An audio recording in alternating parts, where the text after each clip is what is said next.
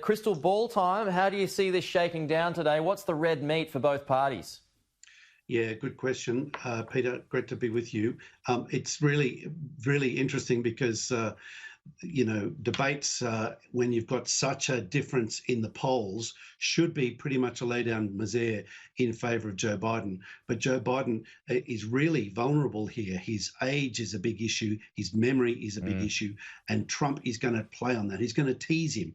And Trump's demagoguery is really quite extraordinary. It's got a toxic sweetness to it that appeals to many parts of the American electorate that Joe Biden just doesn't touch on. He just doesn't reach.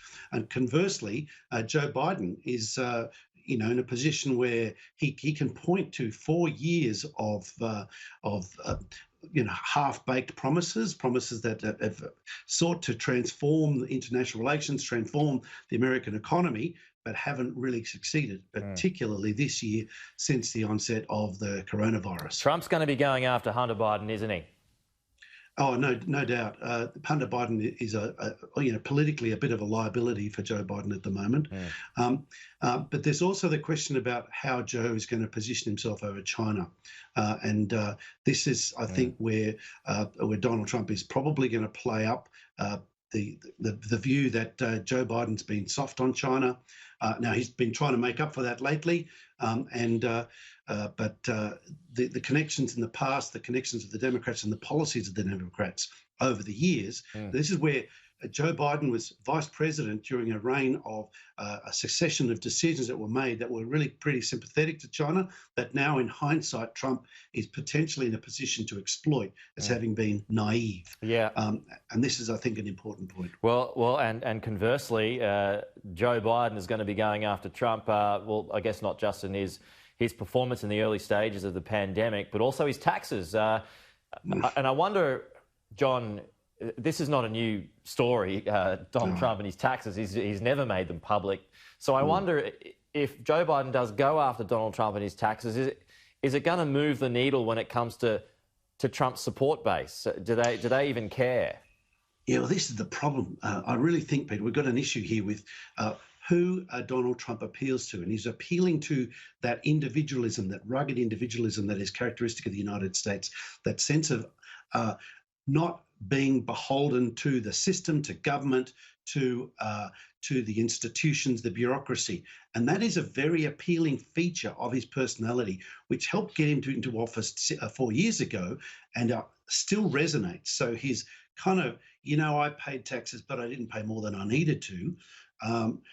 It's a weird dynamic at play where you'd think from an Australian point of view, dang, surely that's going to incense people and to think, why isn't he paying more? And yet on the other side, that kind of free, independent spirit, don't tread on me type of philosophy could actually still resonate and undermine Joe's case. It's really hard to tell. Yeah, Joe Biden, of course, has, he's had his problem with stuttering ever since he was a kid. He got over that. And sometimes he uses that as an excuse when he's been doing interviews late at night, and it becomes a bit of a gaffe, and it becomes a social media memes and all that kind of stuff. Is that the kind of stuff that Donald Trump will be trying to exploit to make him do that?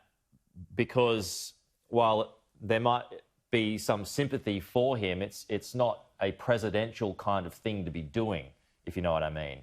Yeah, no, that's right. And there's a question here about what are you projecting as the potential president of the United States? Are you in control? Are you strong? Are you fluent? Do you have the oratory skills to pull this off? And of course, you're absolutely right.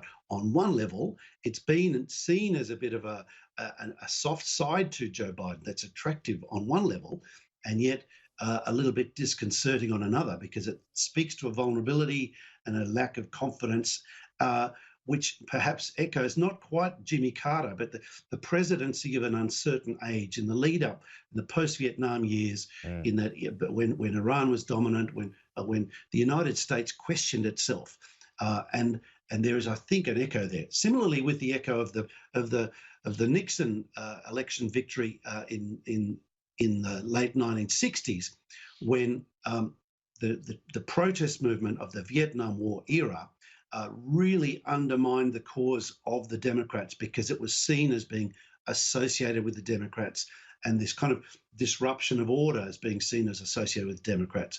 And that, while it, of course, it's been Donald Trump's presidency, he has been masterful at teasing out the local Democrat dimensions and the local Democrat, soft-handed responses to violence that associated with the Black Lives Matter movement that has the potential to resonate. And of course, the problem is, Peter, we know the polls aren't really compelling. We know they got it wrong 4 years ago. That's right.